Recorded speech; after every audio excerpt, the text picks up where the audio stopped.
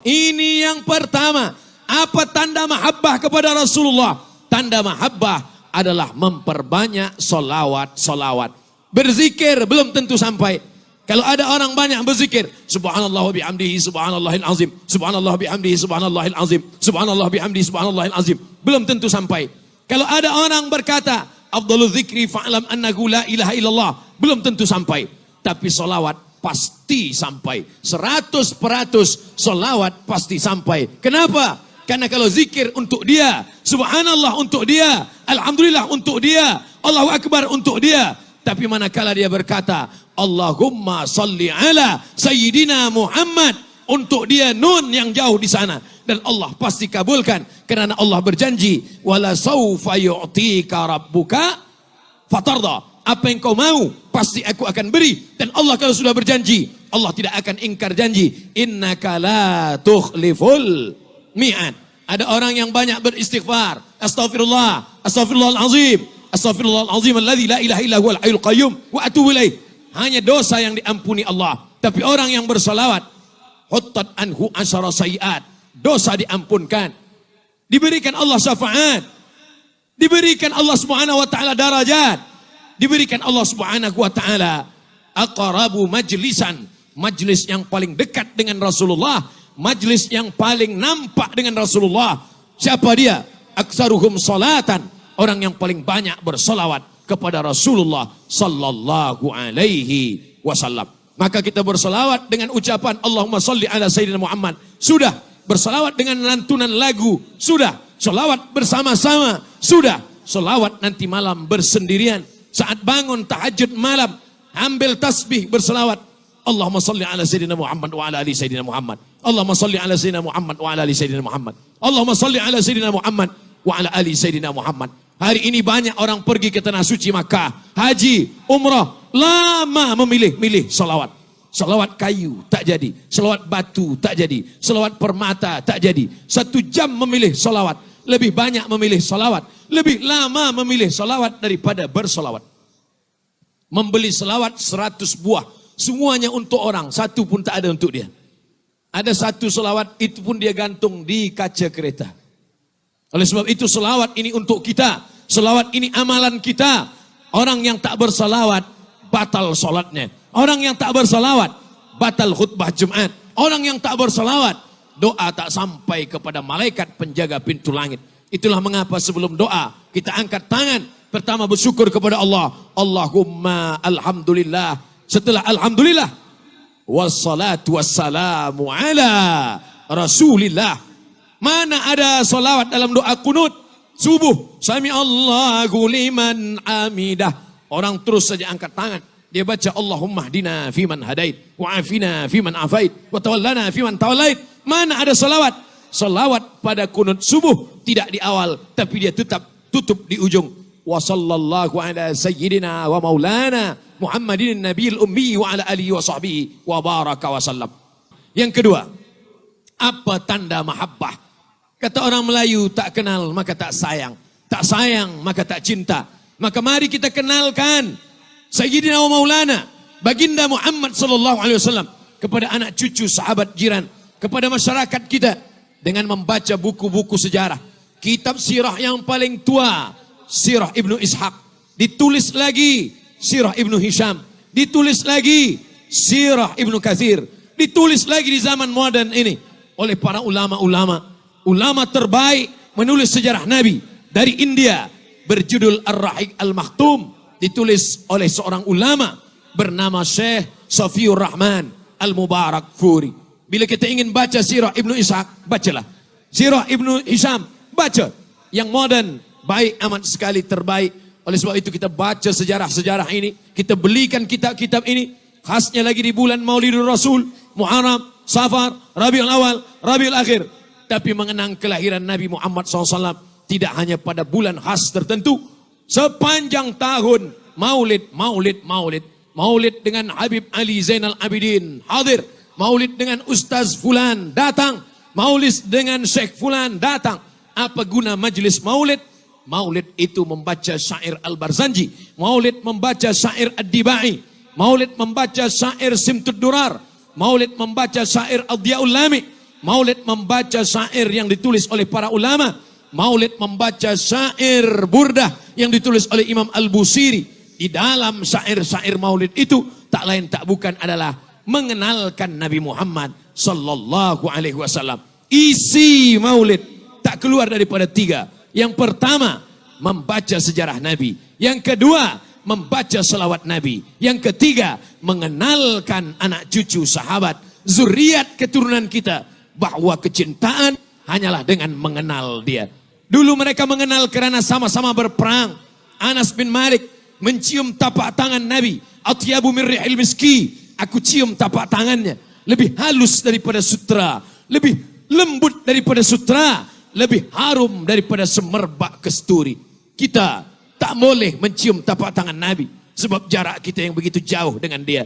Datang pula Abdullah bin Salam. Dia memandang dari balik-balik pokok kurma. Dia lihat nurun nubuah. Cahaya Nabi. Maka dia pun datang menghadap Nabi SAW. Ya Muhammad, saksikanlah. Melihat wajahmu, aku tak melihat tanda-tanda dusta. Maka aku berselawat, aku bersalam. Dan saksikanlah Abdullah bin Salam bersyahadat di hadapan Nabi. Asyhadu an la ilaha illallah wa asyhadu anna Muhammadan Rasulullah. Anas bin Malik mencium tapak tangannya. Adas mencium kepala dan kakinya. Bagaimana pula dengan Abdullah bin Salam memandang wajahnya. Kita memandang wajahnya tak boleh. Mencium tangannya tak boleh. Jangankan memandang wajahnya. Memandang makamnya lama-lama pun dihalau polis di Masjid Nabawi. Haji, roh. Jarak kita, torik, haji, torik. Jangankan ingin bersalaman dengan dia. Memegang dinding kuburnya pun kita begitu jauh dengan dia. Mengintip kelambu hijau yang menutup kuburnya pun kita tak boleh.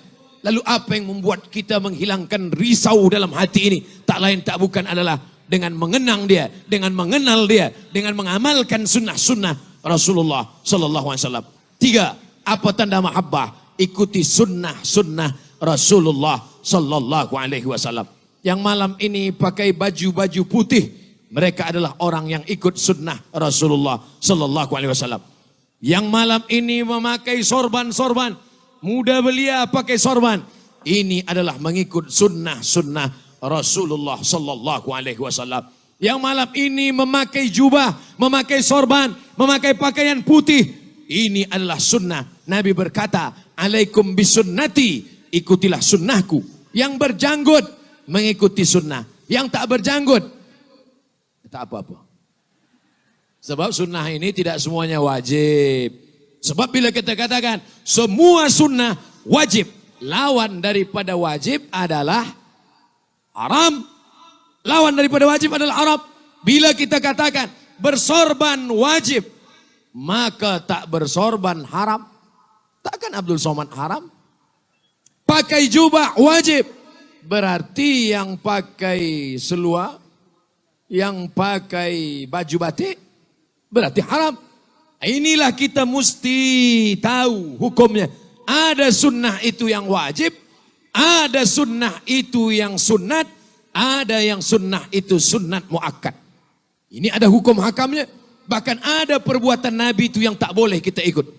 Nabi SAW manakala dia meninggal dunia, dikuburkan di kamar dia. Kata sahabat muhajirin, bawa jenazahnya ke kota Makkah. Sebab dia lahir di Makkah. Kata sahabat Ansar, jenazahnya dimakamkan di Baqi. Sebab semua yang meninggal di Madinah dimakamkan di Baqi. Ikhtilaf antara Nabi dan sahabat. Ikhtilaf antara sahabat-sahabat Nabi, muhajirin dan Ansar. Datang Abu Bakar Siddiq. Aku pernah mendengar Nabi bersabda, nahnu ma'asyirul anbiya, kami para nabi-nabi, nudfanu min haitsu namutu, di mana kami mati, disitulah kami dikuburkan. Atau kama qala Rasulullah sallallahu alaihi wasallam. Maka digalilah kubur. Nabi meninggal, di tempat Nabi meninggal itu digali tanah dan dikuburkan dia di sana. Ini perbuatan Nabi, ini sunnah Nabi, ini pesan Nabi, ini sunnah. Tapi tak boleh kita laksanakan. Abdul Somad meninggal dunia, dia tulis pesan, di mana aku mati, kuburkanlah aku di situ. Kebetulan dia sedang tausiah, Allahu Akbar, mati, takkan dikuburkan di sini.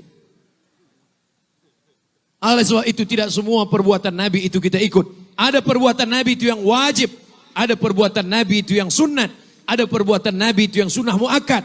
Bahkan ada perbuatan Nabi itu yang tidak boleh kita laksanakan. Mana contohnya? Fankihu ma tabalakum minan nisa. Nikahilah perempuan yang baik-baik. Masna, 2. Wasulasa, 3. Waruba, 4. Fa in khiftum alla ta'dilu. Kalau kamu tak mampu, fawahidah, 1 sahaja. Sedangkan Nabi SAW, satu riwayat menyebut 9, satu riwayat menyebut 11. Maka ini bukan perbuatan yang boleh diikut. Ini adalah khususiah untuk Rasulullah Sallallahu Alaihi Wasallam. Dari mana kita tahu ini? Kalau bukan mengkaji fiqh. Sebab di fiqh itulah akan disebutkan. Ini wajib, ini sunat muakkad, ini fardu ain, ini fardu kifayah. Lagi-lagi dengan mengkaji ilmu-ilmu Islam dengan para habib dan para syekh, tuan guru, para ulama. Itulah yang akan membuat kita makin cinta dan menjaga keharmonian sesama kita. Khasnya lagi di Kuala Lumpur, lebih besarnya lagi di Semenanjung Melayu, lebih besarnya lagi di Nusantara. Yang keempat, la tanaza'u, jangan berkelahi, jangan ikhtilaf. Kenapa? Fatafshalu, kalau kamu berkelahi kamu pasti akan gagal. Wa tadhhaba rihukum, dan kamu akan kehilangan semangat. Kedua-duanya sama-sama cinta kepada Nabi SAW. Yang satu pergi musafir perjalanan, sama-sama cinta kepada Nabi, sama-sama musafir dalam satu perjalanan. Masuk waktu sholat, air tidak ada. Dalam Islam diajarkan bila air tidak ada mereka bertayamum. Bertayamumlah mereka berdua, dan mereka pun sholat. Selepas sholat mereka berjalan, teruskan perjalanan. Waktu sholat masih ada, waktu belum lagi habis. Tiba-tiba mereka melihat kolam, ada air di dalamnya.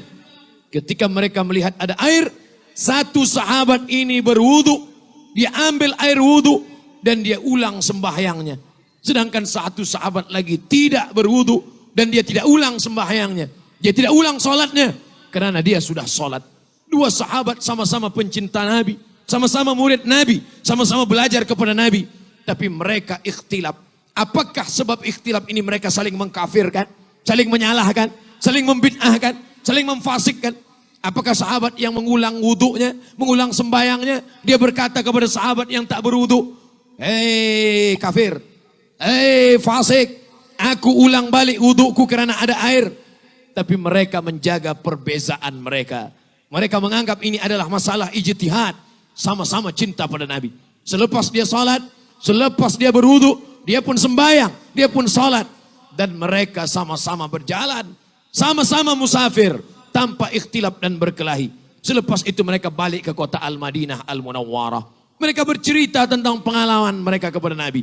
Ya Rasulullah, ya, kami berdua adalah orang yang mencintaimu ya Rasulullah. Ya, kami dua adalah orang yang cinta kepada ajaranmu ya Rasulullah. Ya, tapi dalam perjalanan itu kami ikhtilaf ya Rasulullah. Kami salat tiada air, kami bertayamum. Tapi sampai kami melihat ada kolam air. Sahabat saya ini berwudu dan mengulangi sembahyangnya. Sedangkan saya tidak berwudu dan saya tak ulangi sembahyang saya. Apa kata Nabi SAW? Kepada yang tidak mengulangi wudunya, yang hanya setakat bertayamum saja, kata Nabi, laqad asabata sunnah, perbuatanmu sudah sesuai dengan sunnah Rasulullah SAW. Apa kata Nabi kepada sahabat yang mengulangi solatnya dan dia berwudu, solat 2 kali, sekali dengan tayamum, sekali dengan wudu? Apa kata Nabi?